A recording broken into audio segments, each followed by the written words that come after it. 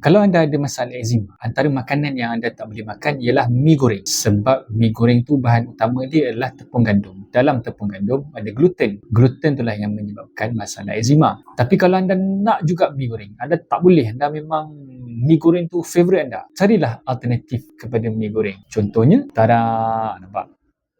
Ni, apa ni? Ini adalah laksa goreng. So, laksa goreng ni, rupa bentuk dia lebih kurang sama macam mi goreng. Walaupun rasa dia ada sedikit berbeza, tapi bolehlah kan nak mengubat rindu mi goreng tu. Tengok telan Elio.